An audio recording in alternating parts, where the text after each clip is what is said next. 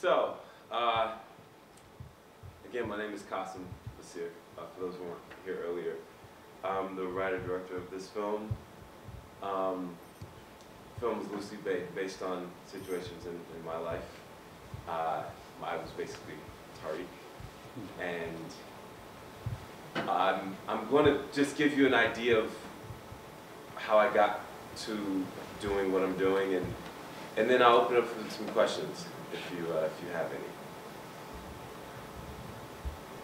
I never believed I could make movies for a living. It was insane of an idea. Like where I'm from, people don't do stuff. I'm from Detroit/Ann Arbor, Michigan. I'd never known anyone in the entertainment industry, and known anyone that was an actor or director. It just seemed too grand of an idea, and there we didn't do grand. I remember I have a friend named Michael Porter. Thanks for coming.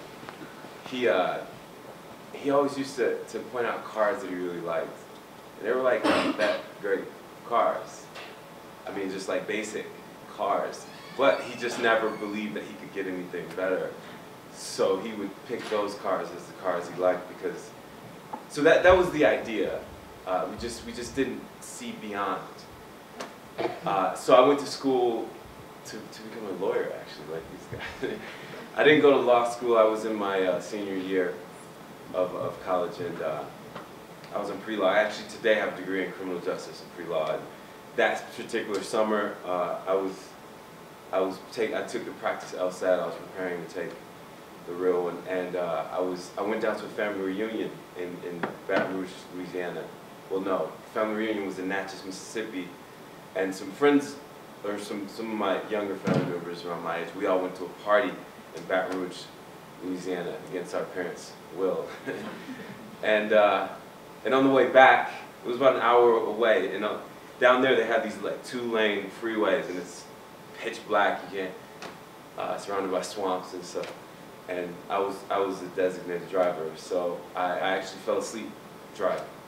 And when I woke up, I was heading towards the bayou, which is with the crocodiles, and so instead of stopping, I started panicking. I just turned the wheel, and this was an SUV, and I must have been going 70, and the truck starts flipping, and on the second flip, it shot me through the side window, my driver's side window, and I broke the window with my head, and I flew 40 to 45 feet into the woods and rolled into this barbed wire fence, which prevented me from going into the bayou,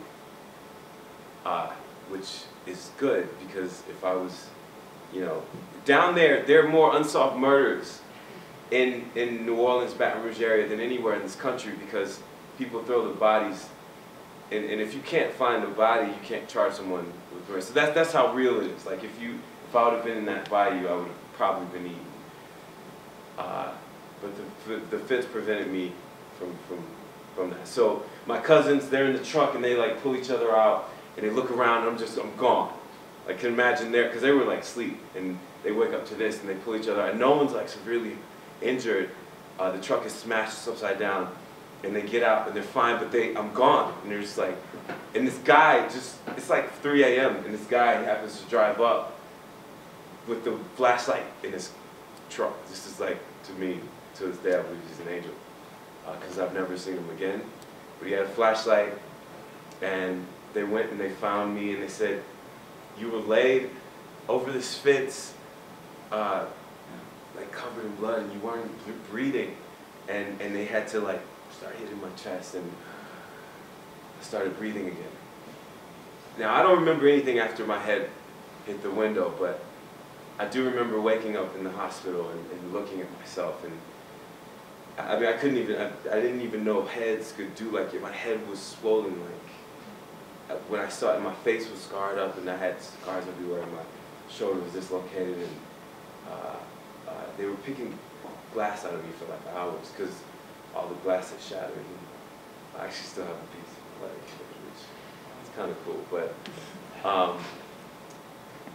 I just remember the doctor kept coming and checking on me, and I'm like, you know, why do you keep coming in here? I'm good, right? He's like, well, you know, to be honest with you, you have these brain contusions, which are bruises on your brain. And within the next 48 to 72 hours, it could potentially swell, and your brain might become too large for your skull, and you may not live. I'm like, wait a minute, I'm like 21, like, whoever thinks they're not gonna live, like, you don't think about that unless you're terminally ill or you're a little older. You don't think about not living. And for me to consider that in a real way, like, wow, within the next couple of days, I could really be gone from here. It didn't sit, because I considered my life up until that point, not like I was a really bad guy, but I hadn't really done anything here. I hadn't said anything. I was just like, man, if I go, what was the point? You know, and I didn't want my life to be like that. I didn't want to live that way. And for that moment, you know, from that point, it's like I'm praying, and it's like, you know, if I get through this, I'm gonna do something. I'm gonna say something. And I've always made movies since I was 16. I took a class in high school, fell in love with it. But again, I never thought it was something I could do, so I would make films for fun. But after I lived through that, I felt like I could do anything. And so, even though I continued and graduated with criminal justice, I started making movies. And I never went to film school. I just, with each one, the first one I did was technically, it was really, really bad. But with each one, I read books, and I worked on a few other sets, and I learned and learned. I taught myself how to make movies. And I have people along the way that helped me out a lot, but that's basically how I got to this point over the years.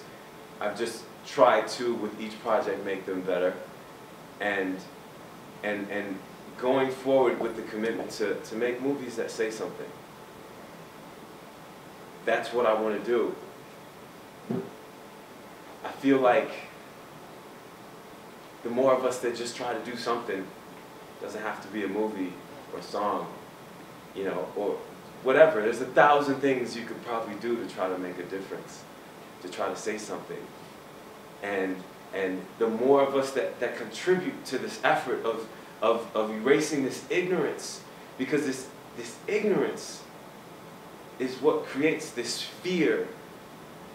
And when you have fear, then you have racism and bigotry and sexism and all of these other things that hold us back from being the great country that we can be.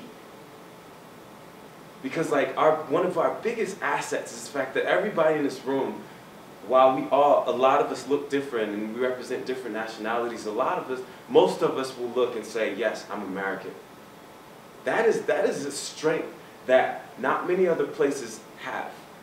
You know, you go to different parts of Asia, most people are a particular nationality. Even if you consider a diverse place like the UK, a dark-skinned brother like myself might say he's Jamaican, or he's not going to say he's English. You know, it's like, this is a huge asset, but from this country's inception, we've always focused on the things that separate us and not what bring us together. I will not be afraid. I can't live that way. I don't want you guys to live that way. And I hope that in some way, what this film is saying, what I'm saying, can help us move towards a better place. That's it. If you have any questions, please. Yes? Do you feel like you're on your way to coming to terms with your past, with the stuff that's happening? From the film? Yeah. Oh, I'm good on that. No, for real, this has been like, doing this film is one of the most therapeutic things I've ever done. And, you know, I have issues with other stuff, but you don't even, some people at 50 right? And they live through their sort of wounds, right? Something might happen to you when you're 9, right? And you'll say your whole life, you create personality disorders around this wound that happened to you. Maybe you were beaten, maybe you were molested, whatever. And I'm not saying any of that stuff is light, but people will create, you know, walls and defense system based upon these things that have happened to them, and it will control their lives. And I found out, like, when I started writing this movie, that I had sort of done that with some things. Like, I feel like I have a voice, a good voice, but I would mumble a lot. I would always be like this and talk like this, and people were like, what? Why are you? Like, people would call, they'd be like, are you asleep or something? What's wrong with you? Like, no, man.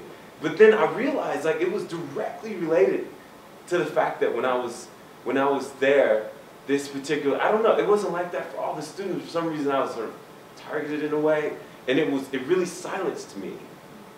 And it was like I was 12, and I'm grown now, writing a script, and I'm like, wow, that is why I do that, and I have to deal with this, and that's just one example, but I was able to, like, write it, rewrite it. Some people just talk to a psychologist. I was able to write it and then shoot it, like reenact things. And so for me, that was very therapeutic. I'm able to stand here and talk about it freely now. So, you know, it was great.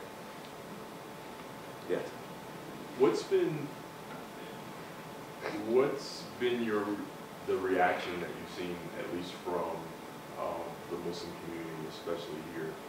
And the reason why I'm asking is because, you know, I personally, I mean, as a Muslim, have not observed many instances where you get a real, I mean, this is one of the realer glimpses in terms of Islamic life without a lot of the pandering to stereotypes.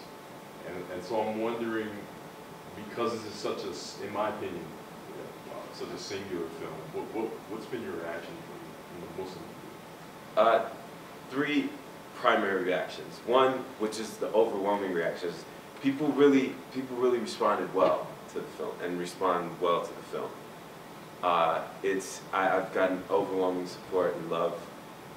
Even to this day, people are sending me messages on Facebook, because, you know, on Facebook you could leave anyone a message, just, you know, saying terrific things all the time, and it feels amazing.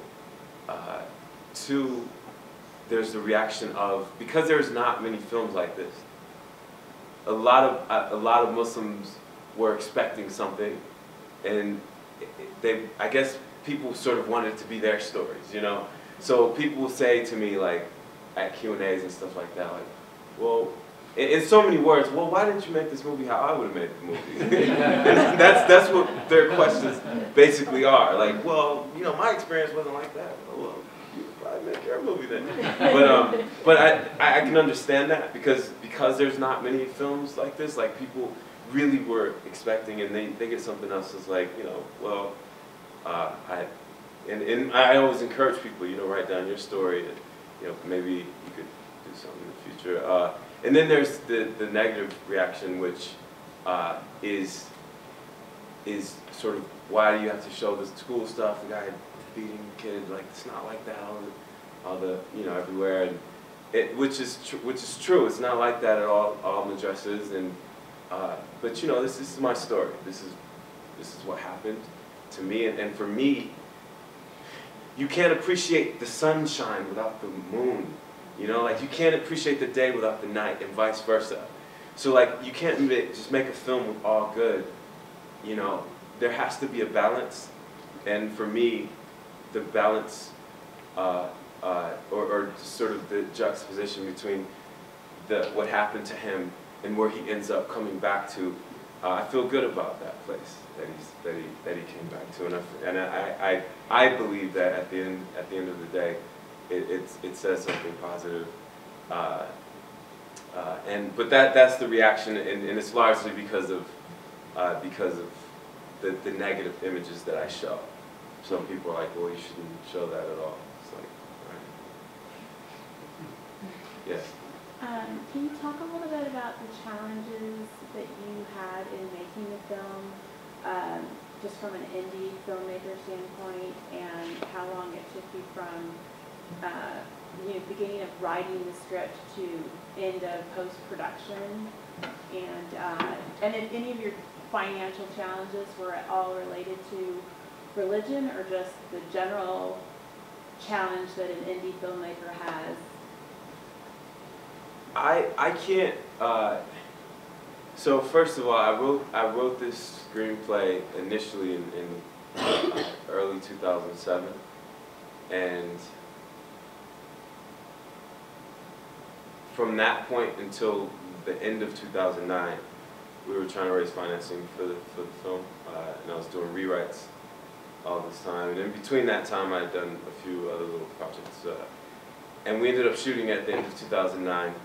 It was a 4-week shoot, 24 days.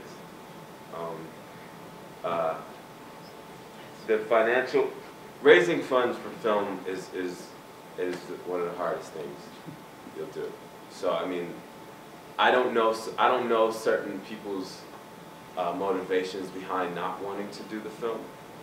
I know it was a difficult story to sell, and I wasn't in a lot of these rooms, but it's like that for every film. Even the film I'm doing now, it's not about this subject matter, but it's still been difficult. So. Did you reach out to the Muslim community at all for backing? Yes, I did, and I mean, the thing is, the Muslim community is not really used to this. You know, like film financing. What are you talking about? So it's very new. It's a very difficult thing, because not only are you talking about, all right, I'm trying to raise money, which is already difficult, but you're also talking about having to explain and teach someone about this industry and really get them to wrap their minds around this. So I mean, it's just a difficult thing. I found an investor who happened to be more interested in my career than a single movie, and I was very fortunate to find one. And yeah, so 2009 we shot, the end of 2009, by mid-2010 it was finished, and we started doing film festivals at the end of 2010, and the film came out last year in February, and yeah, so. You did, and it's a beautiful film. Thank you. You did a lovely job for your quote-unquote first time. I mean, I know it's not your official first time. Yeah. Yeah, official. but it's beautifully done. Beautifully Thank you. written. I appreciate that. Oh. A couple of years ago, we had Zakhan Nawaz, the writer of the Canadian television show, Yeah, Moscow. yeah. And she was right here, actually. And we did the screening of the show, and people asked her how she went around asking, particularly here in the U.S., to try to pitch the story to the networks. And everybody said no, and the reason they gave was that it was too early for the average American to laugh with Muslims. Right. Because it was a comedy show. And I'm just wondering, do you think that the average American is ready to empathize with Muslims, sort of the way you do it in this film? I wonder what you're hearing from non-Muslims. Well, yeah, in my experience, yes. And because I've done this here a lot over the last year and a half. I mean, from places in Alabama all the way up to North Dakota, you know, over to California to Kentucky, and, you know, I've been all over this country. I've been around the world, you know, just getting in the response, because I believe what connects people is just that it's a human story. And I've gotten tons of people to say to me, like, man, you know, I wasn't raised Muslim or anything, but I was raised, you know, strict Jewish, but I can totally understand what that kid was going through. I can totally, and I love when I hear that. And so I believe it just takes for some people to sit down and just take a look at it. But I've definitely been in some places where people have, like, just walked out 5 minutes in, they're not even willing to watch it. Maybe they thought it was something else, and that's what really gets to me, is when that happens, because it happened at this one school in particular. It was like 10 people who just got up, and I was like, and it was probably the lowest attendance I had gotten, and I asked the guy who brought me there, I was like, you know, what do you think happened? And he's like, well, most of the students on this campus are part of, or a large percentage are part of the campus ministry, and unless the pastor tells them to go to an event, they won't. And he's like, he tried to push it to him, but obviously he didn't prove it or so. I mean, it's just, some people aren't even willing to listen, but when they are, I find that it's really crossed over very well, and sometimes I hear things that are encouraging yet, and also discouraging. I was at University of Alabama, I think, and this kid came up to me. He's like, man, honestly, I've never known anybody that was Muslim or anything, but meeting you and seeing this, just been a crazy experience for me. He's like, I just appreciate it so much, and I was like, that's great. And he's like, because at my church back home in Dallas, it's like a membership of 10,000. It's like one of those mega churches. And he's like, man, my pastor's always saying bad things about you guys. And I'm like, what? And he's like, I'm like, how many people are there? And he's like, yeah, I mean, they got emails that go around, and they pass out these letters, and they do these scathing letters, talking about, within these communities, they describe, you know, how horrible Muslims are and because of X, Y, Z, and it's like, wow, I mean, it's encouraging that he's saying this, but the other 9,999 people are still over there thinking, and he was really emotional about it, you know, because he's like, I mean, look, you're like a regular guy, man. I'm like, yeah, you know, it's a lot. So it's like, he's like, but I don't even know what to do now. He's like, I feel like they wouldn't even believe me if I told them, y'all are cool people, you know. And he was really going through this internal. So it's a lot of that going on too. So.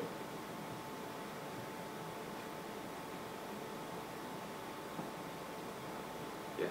How did you involve the cast members? Did you do casting, and how did Danny Glover get involved in the project? Oh yeah.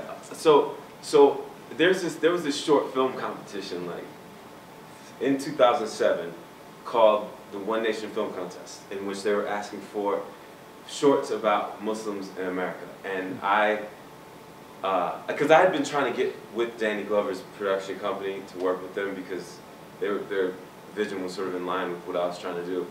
And I saw that Danny Glover was one of the judges, so I was like, cool. And I had just written, it was sort of serendipitous in a way, that I had just written Mooz-Lum for the first draft. And I was like, all right, cool, I'll just pull some scenes from this screenplay and make a short out of it, and enter this competition, and I'm going to get Danny Glover's attention, and that's exactly what happened. So we won our category, the drama category, and Danny Glover's company called the next day, and I was like, who's that? Trying to act cool and go out there. This happens all the time. But and this was during my starving artist phase, which I don't even want to get into all that. I mean, that's studio apartment this big in New York City, and it was just, oh man. Anyway, so to get that call, it was yeah, we want to see the feature version of the script. And so I had sent it in. They were like, you like it, but it needs some work. And so I started going back and forth with them, working with one of his writers on developing the screenplay. So he became familiar with me, and when it came close to the time to shoot, I asked if he would be in the film, and he agreed. And Nia Long, it's the actors, they do films for 3 primary reasons. They might be getting a huge check. They might be working with a director that they really, really like, Steven Spielberg, Spike Lee. Or they just like the story, really like the story, and that's what happened with Nia Long, Evan Ross, and those people. They really, Nia Long, she's at a place in her career where she's always played the sexy girl or the cute woman, but she has 2 kids, and she's like, you know what, I'm trying to do some better stuff now, And she saw this as her opportunity to step out of that, outside of that. So each one had their different reasons, but primarily it was they liked the story. So, yeah. So Evan Ross, for those who don't know, is Diana Ross's son, the kid that played the lead actor in the film. That's her youngest son. Yeah, he killed it. He did it. He did it great. She actually showed up on set one day, Diana Ross, and I was just like, I'm sorry. And then we were shooting in Michigan, so you know she's like, not only is she a legend, but you know around Motown, it's like it was like the craziest day. And it was the day that I was acting, and I had that little role in there. So people found out, like the press found out Diana Ross was there, and all this press came. And it was a tough day, but it's all good. Yes. So I thank you for the film, and as a religion professor, I really was interested in the role of the religion professor in the film. I wondered if you could say something about the melting pot metaphor that you used on the first day of class that you featured in the film. What do you think about that metaphor? Do you think that's a good way of thinking about American religious diversity, a good way of teaching about it, or were you meaning to be more critical of it?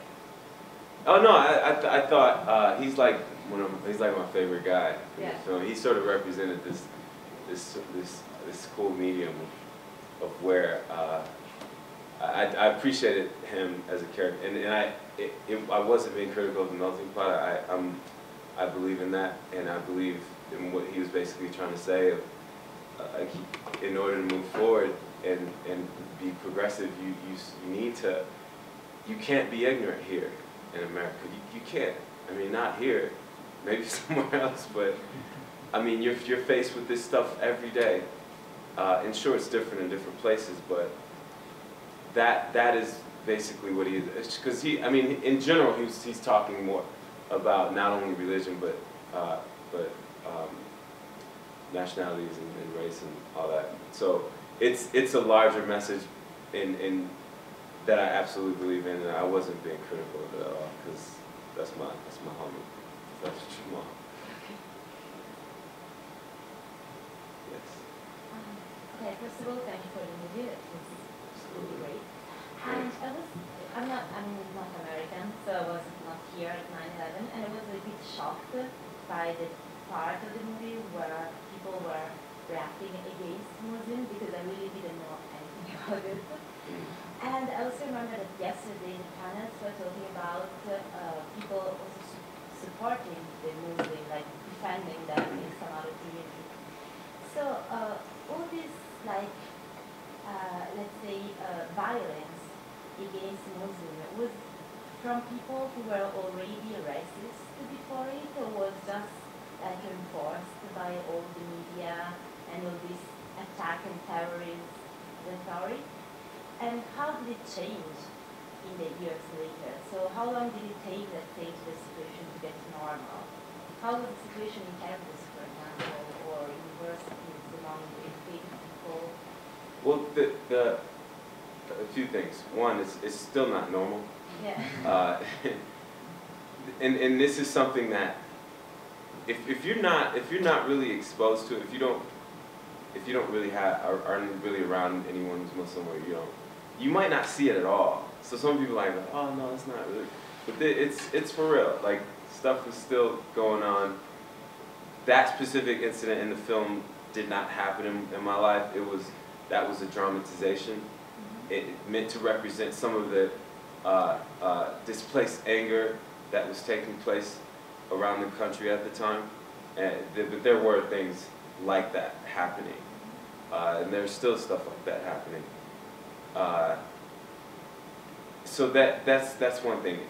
Number two, it's, gosh, what was your other question? I mean, like, those people who were like... Oh, who were those people? Were they already... Yeah, well, yeah. So, I can't speak for... Yeah, I can't speak for everyone, so I wouldn't know. I think more it was just this level of the way we handled it as a country, and our leadership particularly. I believe it sort of caused an unnecessary outburst of violence and just people's react, because by making, she was speaking earlier about us going to war and us having an agenda. If the agenda would have been, let's go get the terrorists, this small terrorist organization, there's no way you can justify a war for that. But if the agenda is the Muslims are the enemy, then you're dealing with 1 billion people, and whoa, that's scary.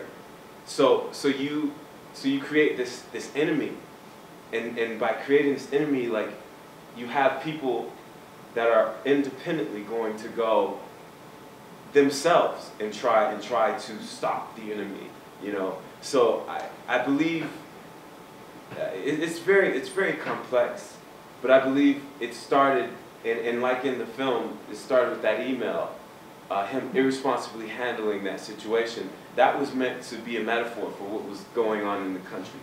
As we handled it in that way, which I believe was just really not a good way to handle it. And I think since Obama's been in office, the language has changed. There's been a lot more of, you know, let's accept people, let's try to work together. But the language was very much, look, they are the enemy, and we're going to go get anybody who messes with us. And a lot of people bought into that, and that created this aggression, which was carried out through a number of acts, which I can't give you the amount, but yeah, and to speak on the people that did come out in support of Muslims, it was a number of those people as well, and that's what that Matthew character was supposed to represent, because, you know, he himself took some blows to protect these people that he really didn't know that well, and there were people that did that kind of stuff. So I mean, that initially when I wrote it, I didn't have that in there, but someone pointed that out to me, like, look, man, you know, there were a lot of people that did help out and were sympathetic, so you might want to consider, and that's why I changed that scene for him. Because initially, Tariq actually broke out in karate and just started beating everybody. So yeah, that's it. Yeah. You were deliberately not explicit about what was in the email, I think. Right. I mean, that's up to your own thoughts and discretion. Yes. I remember being in Australia, it definitely wasn't the sort of reaction that happened in the US. In Australia, I think I was in primary school back then, like elementary school, in 5th grade, and so I think after the attack, because it was shown to us, I think on September the 12th, because it was some sort of tape delay. So after seeing that, I think for the rest of the week, I was at home. But then when I went back to school, there were people, usually it was just verbal insults, like, oh, you're like the nephew of Osama bin Laden, and they were saying some incredibly ignorant things and stuff, but it never really, and I think not only from my experience, but from what I saw from the Muslim friends I knew there, was that it was pretty intense, but it wasn't as intense or as potentially dangerous as it was in America. And I think part of the reason for that was because we have a very specific emphasis on educating people about diversity and about race and about religion from a very young age in elementary school, usually from the 2nd and 3rd grades. I wanted to know what was your thoughts on education? Like, should we definitely try and increase not only the number of people getting educated about these racial and religious issues in our society, but also probably starting from a younger age so that they live with that ideology on? Yeah, I totally believe that there should be something. because when the studies that are done show that kids don't see race before. I mean, they don't even know all of this stuff. Just it's like, you know, our ideas that we're just drawing like, oh, these people are horrible. Believe that? Okay, fine. But this kid at school, he's all right. Kids don't even see that at all until we start giving it to them in this way. And so I do believe there should be something in there, because there's not really much at all. Maybe independent of regular school, but there's not much at all that really goes into that at that very influential age. So I do agree. I don't know exactly what you guys have in Australia, but I mean, I'd be interested in discussing that with you, because I think about that a lot, you know, and how harmful it is for us for people when they just impart all of these negative stereotypes and bring these kids up to be, you know, a way that they really, I don't know, they really want to be, you know. This girl I was, it's an Egyptian woman actually I was friends with, told me how her parents always told her that African American people were like just horrible. Like, from the time she was a kid, she's like, you know, they said, my parents said, oh, you guys did drugs and had AIDS and stuff like that, and just horrible things, you know. And she's like, but from the time I can remember, those were my best friends in school, and I didn't really understand it, and I never really bought it, because I feel like in here we all sort of know intrinsically what's good and what's true and what's not, you know. So yeah, I do believe in that there should be more, because right now there's not much. Yes. I was curious when Danny Glover said the line about he's asking the professor, you know, why you're doing this if you don't have to identify as a Muslim. Is that something that you had heard propagated? Like, have you heard? Has anybody ever said that to you, or has anybody kind of like, is that something that people say? Well, in the African American community, so I'm gonna just go into Danny Glover's character real quick. In fact, I met a guy years ago. I was trying to raise funding for something, and I met with this older African American gentleman who he said he was like a retired, was he a congressman? Something within the government of Michigan. So you would assume that he's pretty intelligent. And he is pretty intelligent. And I was sitting with him, and he said to me, you know, I have a son about your age. I'm like, oh, for real? He's like, yeah, that boy was doing good with his life. All of a sudden, he went and became a Mooz-Lum. And I was like, and I'm like, for real? And he's like, yeah, boy went and became a Mooz-Lum, changed the name I gave him, married some woman, covered up, stopped eating my wife's food, and just went on this rant for like 3 minutes about how horrible it is that his son is a Mooz-Lum. And this is related to the feeling within the African American community, like around the 60s, when a lot of people started converting to Islam, and the other part of the population was like, you know, that was like no, it was this term Mooz-Lum is sort of derogatory, and it's still to this day in the African American community this feeling of like, why would you abandon your roots as a, you know, black Christian person? Because a lot of people believe that's who we're supposed to be, you know. And so Professor Jamal in the film is a convert to Islam, and under the undertone of that conversation is basically like, you know, you don't even, like, you just got into this, you don't even have to be a part of this, you know. So that's basically where he was coming from with that. Yes. The role of the parents, and particularly the fact that the wife, the mother and wife, was very outspoken, quite able to take care of herself Yeah. and state her own feelings very clearly. Was that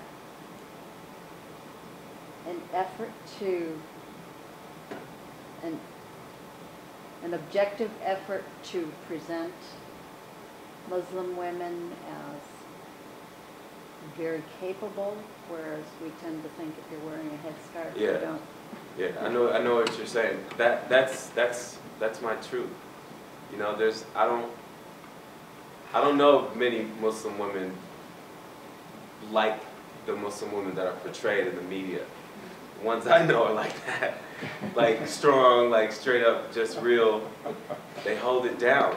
You know, it's like that. But you would never know that. People are like, why'd you make her like that? Because that's how it is. You know, and she takes a stand. She's going to take care of this. She's not going to be mistreated. She's going to be listened to. She's going to be respected. That's how my mom is. My mom drove 8 hours to come get me from that school. Because I was on the phone with her and I said, because the guy used to watch me when I was making phone calls. And it was like this moment where I started crying. And I didn't even say anything, but she just knew. And she got in her car, drove 8 hours, and in real life she didn't actually slap him. Like that was dramatization. But did you hit him in the back of the knee? No, I didn't hit him with I thought the that was a cool move. I'm sorry, funny story. When we were shooting that scene, the actor that played the bad teacher, in real life, he's actually a really gentle, like, he's sort of like, hey guys, like he's sort of this flamboyant guy. And I mean, he used to bring his mom to the set who was like 95, and he would just be taking care, really taking care of his mom, and like, here, have a seat here. You know, would get her some food. He wore this big like Christmas sweater one day. Like, that's the kind of guy he is in real life, which is really crazy that he, you know. But when we're shooting that scene, you know, in films you don't actually like slap people, and so you have this camera angle in which, you know, they'll do this and you have to move and put sound effects. But he was like, and we did a few of those, and it just didn't feel real to him because he's a theater actor, and he's like, you know what, Nia, just slap me for real. And I'm like, wait a minute, you gonna ask a black woman to slap you in the face? For real?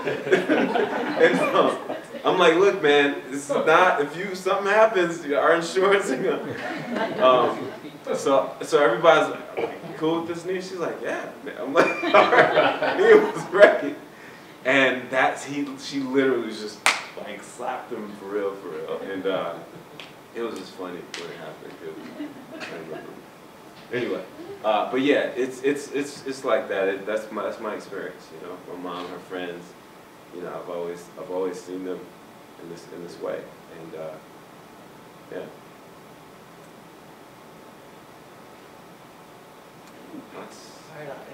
Yes. Last question. When you were adapting the screenplay from your life experiences, how did you decide what to edit and what to include from your life and then what to dramatize? It just happened. I must have I wrote like 15 drafts of that screenplay. Like, it was so different at the beginning.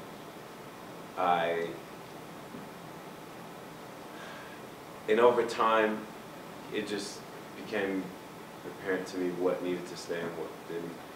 Even after we shot it, like, this film was like 2 hours and 6 minutes, 2 hours. We cut out like 30 minutes of this film.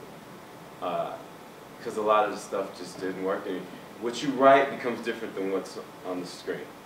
And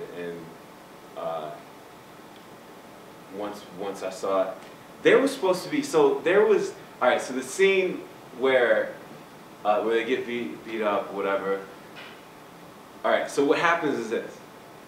Before I changed it, when Hamza's in the hospital, there's this like racist security guard who's like, you know, gonna make sure he's not gonna get treated right. But see, this was a little too much though. Like, it was too, like, you just can't be that, you know. So they have to leave the hospital, and they go to the mosque. There was a campus mosque also. It was sort of a character, and it got cut out too for various reasons.